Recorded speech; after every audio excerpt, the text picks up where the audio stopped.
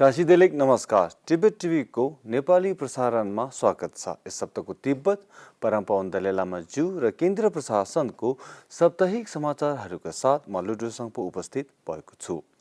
सुरु गरौँ यस सप्ताहका प्रमुख समाचारहरू संक्षेपमा। धर्मशालामा परम्परावन दलाईलामा ज्यूको आगमनलाई स्वागत। परम्परावन दलाईलामा ज्यूद्वारा मिखाइल गोर्बाचेभको निधनमा शोक व्यक्त। तिब्बती युवा काङ्ग्रेसको 18औं महासभामा सभामुख थेम्पासोनम तेम्फेको सहभागिता। सिचौंले प्रागमा तिब्बतको बारेमा केन्द्र तिब्बती प्रशासनको युरोप रणनीति बैठकको नेतृत्व। प्रतिनिधि थिले छुकीले ताइवान र संयुक्त राज्य अमेरिकाको महानिर्देशकसँग भेट। तिब्बती दूतावास ताइवानका प्रतिनिधिद्वारा तिब्बतभित्र विपत्तिबाट बाँच्न प्रार्थना सेवाको आयोजना। अब समाचार विस्तारमा।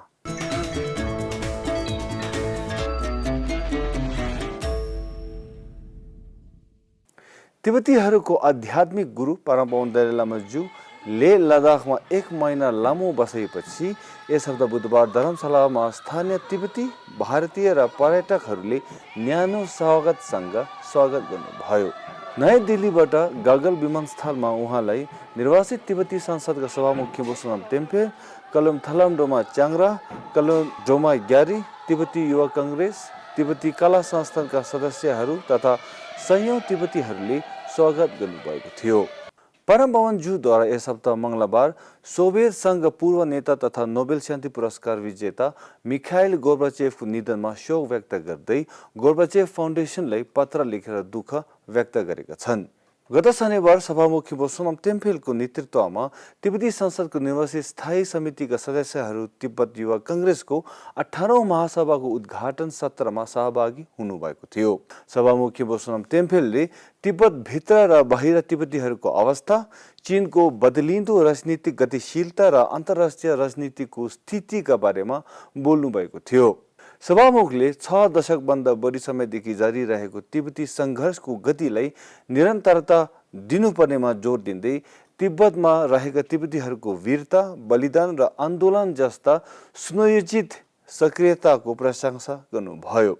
उद्घाटन समारोहमा सुरक्षा विभागकी कलोन डोमा ग्यारी, स्थानीय भारतीय विशिष्ट व्यक्तिहरू, गैर सरकारी संस्थाका प्रमुखहरू र तिब्बती युवा काङ्ग्रेसका 45 क्षेत्रीय शाखाका सहभागीहरूको पनि उपस्थिति थियो।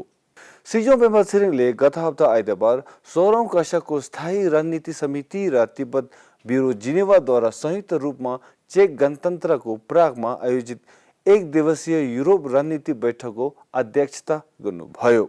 बैठकको उद्देश्य युरोपको विकसित भू राजनीतिक परिदृश्य बुझ्ने, द्विपक्षीय र बहुपक्षीय प्लेटफर्महरूबाट तिब्बतमा EU संलग्न गर्ने रणनीतिक दृष्टिकोण र EU भित्र तिब्बतका लागि अवसर र चुनौतीहरू पहिचान गर्ने उद्देश्य थियो। तिब्बत ब्युरो जेनेवाका UN एडभोकेसी अफिसर कालियन छोमोको साथमा प्रतिनिधि थिले छुकीले गत हप्ता बिहिबार जेनेवामा ताइपे सांस्कृतिक र आर्थिक महानिर्देशक निकोल सूसँग भेट गर्नुभएकी थिइन्। प्रतिनिधि र महानिर्देशकले तिब्बतको बिग्रन्दै गएको मानव अधिकारको अवस्था, चीनको बढ्दो अन्तर्राष्ट्रिय दमन र अन्तर्राष्ट्रिय संस्थानहरूमा व्यापक प्रभावका साथै ताइवानको हालैका घटनाक्रम लगायतका विषयमा व्यापक छलफल गरेका छन्। प्रतिनिधि थिले छुकीले गत हप्ता बुधबार जेनेवा स्थित अमेरिकी नियोगमा संयुक्त राष्ट्र मानव अधिकार परिषदका लागि अमेरिकी स्थायी प्रतिनिधि राजदूत मिशेल टेलरसँग तिब्बतको अवस्थाबारे छलफल गरेकी थिइन्। प्रतिनिधि थिले छुकीले तिब्बतमा तिब्बतीहरूको निरन्तर धार्मिक अधिकार उल्लङ्घन, गुम्बाहरूको प्रवेशमा प्रतिबन्ध, धार्मिक पूजा केन्द्रहरू र बुद्ध मूर्तिहरू भत्काउने कार्यहरूलाई प्रकाश पारेकी थिइन्। तिब्बती दूतावास कार्यालय ताइवान र ताइवानमा स्थित तिब्बती समुदायले गत हप्ता बुधबार संयुक्त रूपमा प्रार्थना सेवाको आयोजना गरेको छ।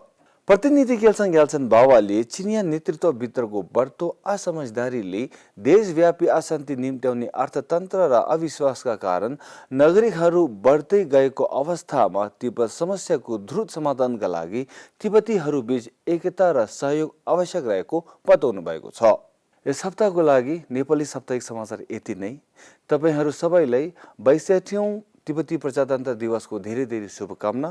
हरेक वर्षको सेप्टेम्बर 2 तारिकमा निर्वासनमा रहेका तिब्बती जनताहरूले आफ्नो लोकतान्त्रिक व्यवस्थाको स्थापना भएको वार्षिक उत्सव मनाउने गर्दछ। त्यसैले तपाईँहरूले यो दिन र यस दिनका महत्त्वहरूले बुझ्नु जरुरी छ। हस् त, मलाई आज्ञा दिनुहोस्। तसिदेले नमस्ते।